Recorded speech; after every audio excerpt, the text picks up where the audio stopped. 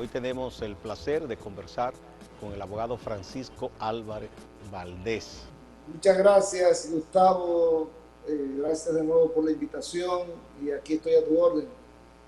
Bueno, la coyuntura que me motiva a conversar contigo es todas las expectativas que hay respecto a la persona que deberá ser designada por el presidente Luis Abinader para procurador o procuradora general de la República.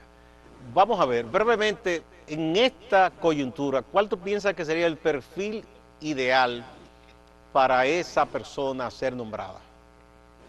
Bueno, lo primero es desmontar un argumento que se ha estado utilizando constantemente, de que la Constitución no permite que haya una solución independiente para la Procuraduría General de la República, porque es la Constitución que establece que el Procurador General lo designa el Presidente de la República y que por lo tanto no puede haber independencia mientras no se modifique la Constitución. Eso es falso.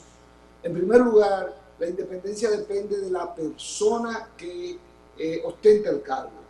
Es sus condiciones personales.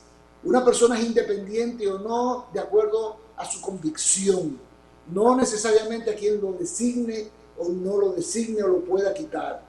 Y por eso ponemos un ejemplo no tan lejano en el tiempo de Virgilio Bello Rosa. Aún siendo miembro de un partido, fue colocado como Procurador General de la República y le renunció a Hipólito Mejía.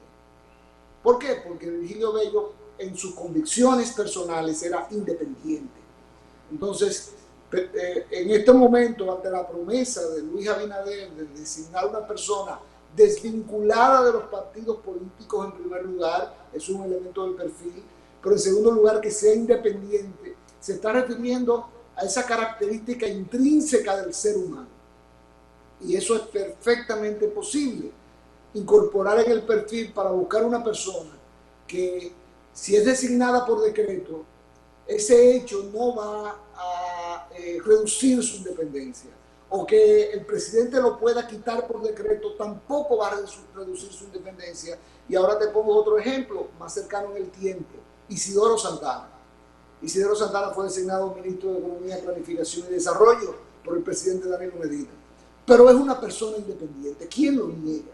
Y cuando llegó el momento, él no tenía ningún temor a que lo quitaran por decreto, si mantenerse en el puesto implicaba ceder su independencia. Y por eso lo destituyeron, pero él siempre fue independiente. Entonces yo creo que hay que buscar una persona con ese perfil de que no le tema a ser destituido para poder ejercer esa independencia que es tan importante. Entonces, que tenga convicciones propias y que tenga el criterio de independencia. Esas serían, digamos, las cualidades principales para esta coyuntura. Y hay otros elementos, Gustavo, porque esa es una ¿Cuáles? posición muy complicada. En mi opinión personal, pues debe ser una persona que venga de la carrera del sistema de justicia. Porque traer a alguien de fuera, pues podría perjudicar pues la selección de la persona. Entonces, que venga o de la carrera judicial o de la carrera del Ministerio Público, porque ya conoce los elementos que existen dentro del sistema de justicia. El sistema de justicia tiene es una mesa con varias patas. Ahí está el sistema de justicia, me refiero al Poder Judicial, perdón. Dentro del sistema de justicia está el Ministerio Público, está la Defensoría Pública, estamos los abogados, todos pertenecemos al sistema de justicia. Entonces es importante que sea alguien porque conozca el sistema de justicia. Bueno, ahí se ganaría en principio tiempo, porque quien va nuevo, improvisado, tiene que dedicarse como a aprender. Si ya tiene experiencia, ya viene con la mitad del camino hecho.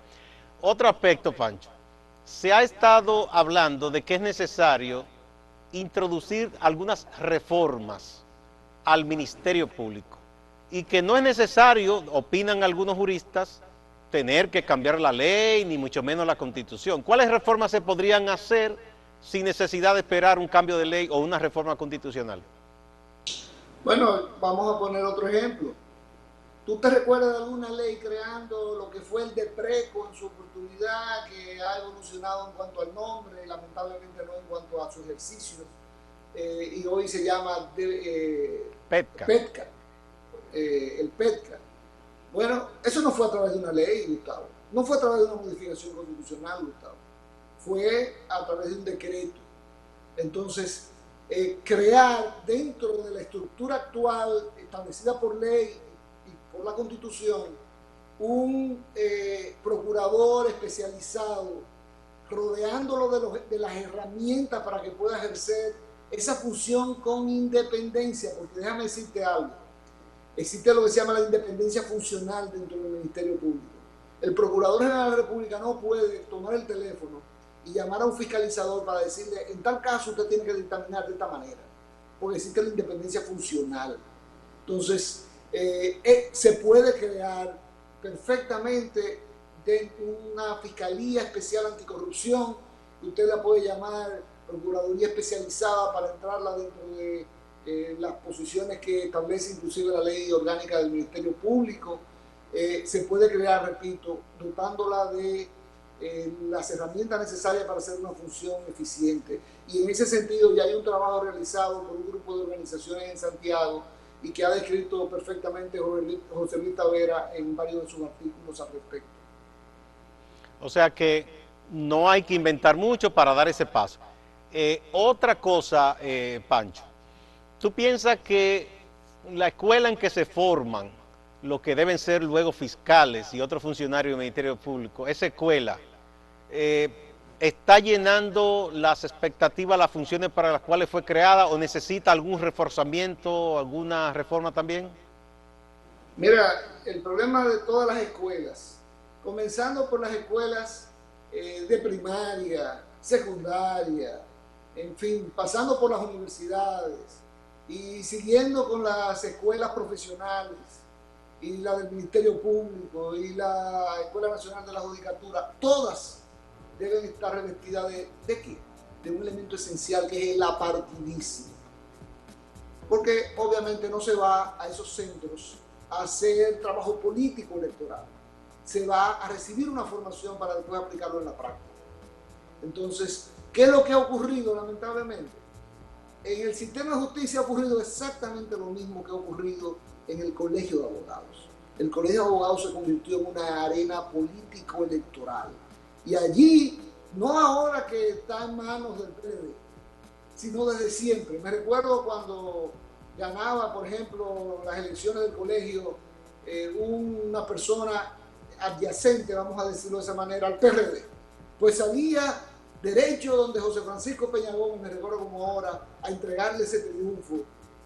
Lo que demostraba que los partidos políticos todos han querido utilizar los gremios profesionales y las escuelas de formación para lograr espacios que le permitan, ¿qué? Impunidad, que le permitan, pues obviamente, niveles de influencia en las decisiones que deben tomar los tribunales y los fiscales. Bien, vamos a una pausa y continuamos. Por favor, Pancho.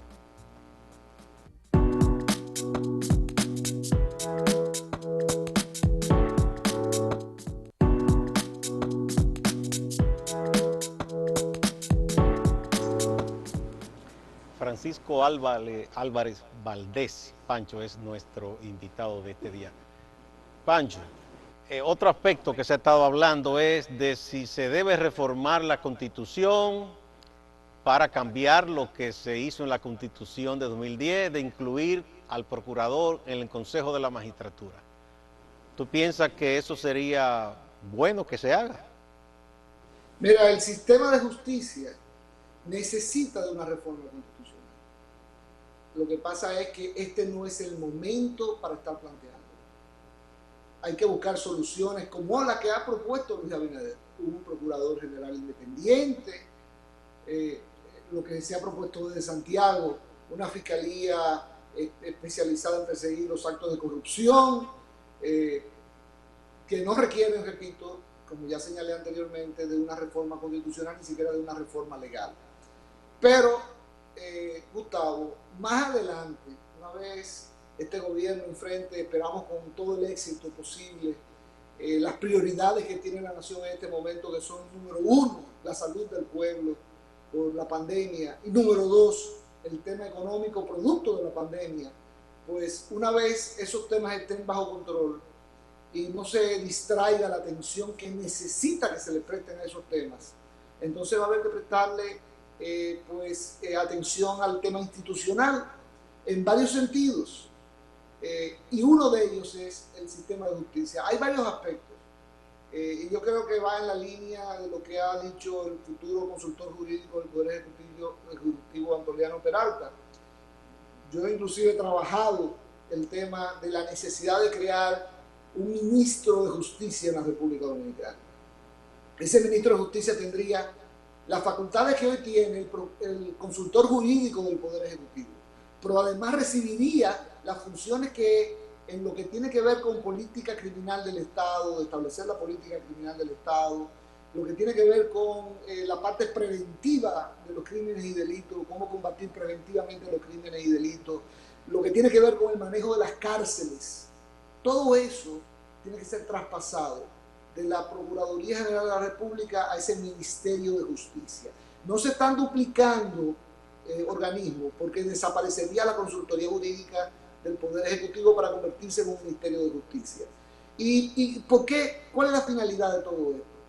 Pues que el Ministerio Público, el Procurador General de la República y todos los fiscales del país se concentren única y exclusivamente en la investigación y persecución de los crímenes y delitos en la República Dominicana. Esa debería ser su labor y no estar, como estamos viendo recientemente, construyendo cárceles, administrando cárceles, inaugurando cárceles. Eso no debería corresponderle al Ministerio Público. Y no es porque esté Jean Alain Rodríguez ahí, estoy hablando en sentido general. Esto no es un tema de nombres y apellidos, sino de la mejor estructura posible para que esto funcione con eficiencia. Eso sería ya con una reforma de la Constitución más adelante. Y eso requeriría una reforma constitucional donde entonces se aprovecharía para sacar al Procurador General de la República del Consejo Nacional de la Magistratura y evitar que una persona que es parte en el conflicto penal, como lo es el fiscal, esté eligiendo jueces que son los que tienen que decidir sobre los planteamientos que se le hacen en los tribunales. Eso es un absurdo.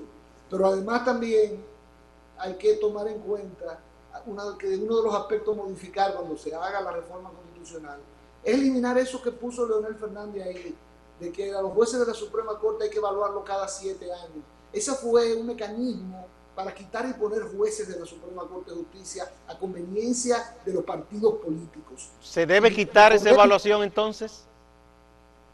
Miren, después que usted nombra a un juez en la Suprema Corte de Justicia, el juez debería permanecer en sus funciones. Y no solamente en la Suprema Corte de Justicia, en toda la carrera judicial. Mientras observe buena conducta, porque si se porta mal, juicio disciplinario y destitución. Mientras tenga la edad adecuada, no le llegue la edad de retiro, que para los jueces de la Suprema Corte de Justicia la edad de retiro forzoso es 75 años y 70 la de retiro voluntario. Y mientras tenga buena salud. Esos son los 3 factores. Pero ¿cómo usted va a nombrar a alguien en la Suprema Corte de Justicia y después lo va a evaluar? ¿Y por quién lo va a evaluar? Por personas que no son abogados, por personas que son políticos. Leonel Fernández intentó introducir eso en el año 1998. Recordemos que en el 94 se modifica la Constitución para establecer que los jueces de la Suprema lo elige el Consejo Nacional de la Magistratura y todos los demás jueces del país lo elige la Suprema Corte de Justicia. Pues Leonel no estuvo de acuerdo con esa modificación constitucional. Recuérdense que él era el único en el Consejo Nacional de la Magistratura en ese momento. Estamos hablando del año 97, cuando se elige la Suprema por el Consejo. ¿Qué ocurrió? Él, no satisfecho con eso, introdujo un proyecto de ley del sistema de justicia, donde los jueces iban a ser evaluados cada 4 años. Eso es para que el que llegue pueda cambiar los jueces a conveniencia. Eso se elevó una acción de inconstitucionalidad contra esa, y eso fue aprobado y convertido en ley. Y se elevó una acción de inconstitucionalidad ante la Suprema Corte porque no existía Tribunal Constitucional, elevada por Participación Ciudadana, por la FIJUS y por varias organizaciones, el CONEP, ANGE. Y la Suprema declaró inconstitucional ese artículo porque iba en contra de la inamovilidad de los jueces. Inamovilidad que solamente permitía 3 excepciones que ya yo te mencioné. Tener buena conducta, un buen comportamiento y que no le llegue la edad de retiro. Pero ¿qué pasa? Que Leonel Fernández estuvo tranquilo esperando que le llegara su momento de nuevo, porque él tiene mucha paciencia, es un político con mucha paciencia. Y en el 2010 le llegó su oportunidad de nuevo e introdujo que el Consejo iba a evaluar a los jueces de la Suprema Corte de Justicia. Y lo que ha ocurrido es, a mí me da vergüenza ajena. Yo que he seguido todos esos procesos de evaluación, donde he escuchado a un Pacheco preguntarle a Miriam Germán, estoy hablando del año 2001 creo, ¿cuántos jueces tiene la Suprema Corte de Justicia? ¿Y ustedes creen que eso, que Pacheco tiene la capacidad para evaluar a un juez de la Suprema Corte de Justicia? Pero no Pacheco, Danilo Medina. O vamos a poner ahora al presidente entrante, Luis Abinader. ¿Tú crees que tiene la capacidad de evaluar a un juez de la Suprema Corte de Justicia? Entonces, por eso yo soy de opinión de que esa evaluación cada 7 años hay que eliminarla. Es preferible decir, puede estar por un periodo de 7 años o por un periodo de 10 años, un periodo de 12 años, como único término. En el Tribunal Constitucional actualmente, pues están designados por 9 años y se acabó. Bueno, Milton Ray está por 12 años porque como fue la primera formación del Tribunal Constitucional, se quería que entraran, que no todos fueran sustituidos al mismo tiempo. Pero bueno, el tema es que la evaluación de miembros por parte del Consejo es completamente inadecuada. Ese es un tema que habrá que discutir. Bueno, entonces será en su momento, habrá que abordarlo. Vamos a otra pausa. Ahora mismo no es tiempo de reforma constitucional, Gustavo. No porque quieran habilitar a Danilo Medina. Yo creo que Danilo Medina no tiene ninguna oportunidad de ser habilitado en esa asamblea revisora que pudiera convocarse en el futuro, que ahora está conformada de una manera que le favorece muchísimo menos que la anterior, sí, que sabe. Vamos a la pausa.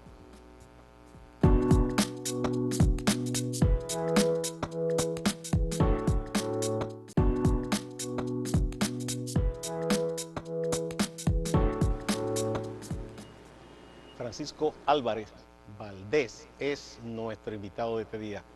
Pancho, vistas estas cosas, te hice esas preguntas porque hay un ambiente, hay un clamor en la sociedad de que los escándalos de corrupción, de los hechos que indican, que la gente hace que la gente intuya que hubo personas que a su paso por el Estado se enriqueció de manera irregular, ilegal, que esas cosas no queden como siempre cubiertas por la impunidad. Es posible, con la situación de nuestro sistema de justicia, con la situación de nuestro Ministerio Público actual, poder avanzar en investigaciones serias y llevar a personas a la justicia por corrupción.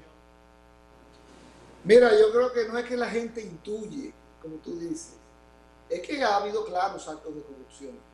Y creo que fue Leonel Fernández que dijo que un tercer periodo siempre era muy peligroso, precisamente porque se debilitan las estructuras de control, la gente pues pierde el cuidado, los actos de corrupción se incrementan.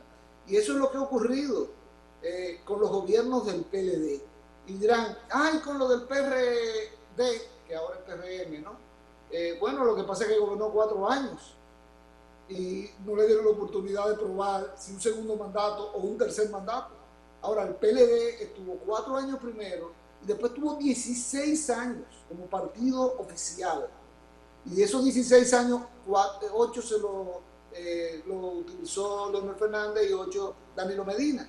Entonces, realmente está ante los ojos de la ciudadanía hechos que solamente, si resultan sin sanción, pues la responsabilidad se le va a atribuir al sistema de justicia, obviamente influido por los partidos políticos. Y eso va a seguir entonces desacreditando el sistema de justicia, que es lo que no queremos que ocurra. Y para eso, tú dirás, bueno, ¿y es posible con la actual conformación, si hay un procurador independiente? Yo creo que sí, porque en la medida en que tú preparas un buen expediente, no es cuestión de que toma posesión el 16 de agosto Luis Abinader, ese día nombra un procurador independiente y ya en noviembre, en enero, vamos a tener expedientes sometidos. No, porque hay que cumplir con el debido proceso. Y sobre todo, y además del debido proceso, hay que cumplir con una investigación seria, que pues las pruebas estén recogidas como manda la ley y el expediente llegue con fortaleza ante los jueces, porque hay fiscales, jueces, abogados comprometidos con causas partidarias, así como los hay jueces, fiscales, abogados que son independientes. Bueno, el abogado no voy a decir que es independiente porque el abogado siempre defiende un interés particular, el de su cliente, ¿no? Pero jueces y fiscales los hay que son independientes y que no lo son.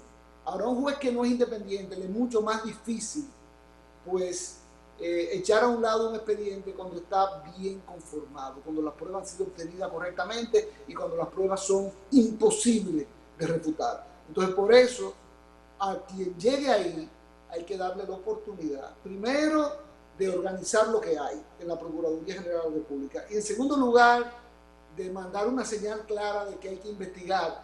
Ahora hay un nuevo partido en el gobierno y eso debe facilitar llegar a las pruebas que comprometen la responsabilidad penal de muchos funcionarios. Bueno, y ya hay una jurisprudencia establecida por el juez Francisco Ortega. No perimen los casos de corrupción.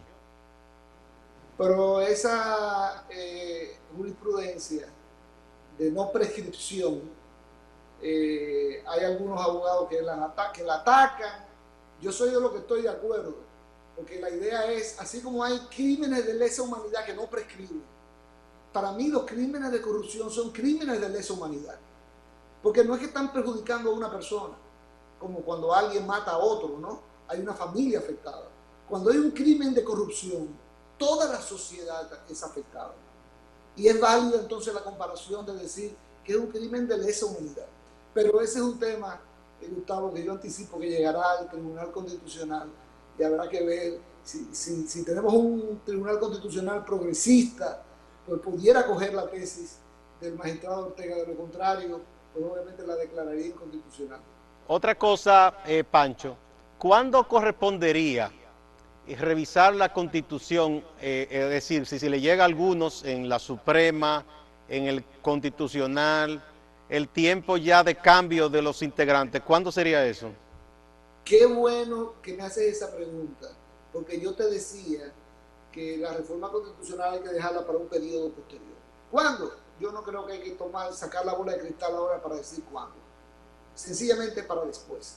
Pero hay algunos temas de la agenda institucional que no esperan un después, que tiene que ser en los próximos meses.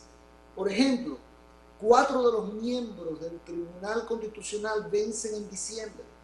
En diciembre. Y el Consejo tendrá en diciembre. Por tiempo de ejercicio ya. Porque así lo manda la ley, tiene periodos específicos. Y entonces, pues, en ese caso en concreto, el Consejo Nacional de la Magistratura va a tener que reunirse. Los 4 que salen en diciembre son Hermógenes Acosta, Ana Isabel Bonilla, Wilson Gómez y Katia Miguelina Jiménez. En el 2023 saldrían Milton Ray Guevara, Lino Samuel Vázquez, Víctor Joaquín Castellano, Justo Pedro Castellano y Rafael Díaz Filpo.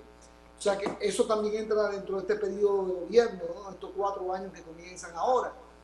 Pero aparte de los miembros del Tribunal Constitucional, también se vence el periodo de la Junta Central Electoral. Y el Senado de la República va a tener que designar... No, eso está claro, sí.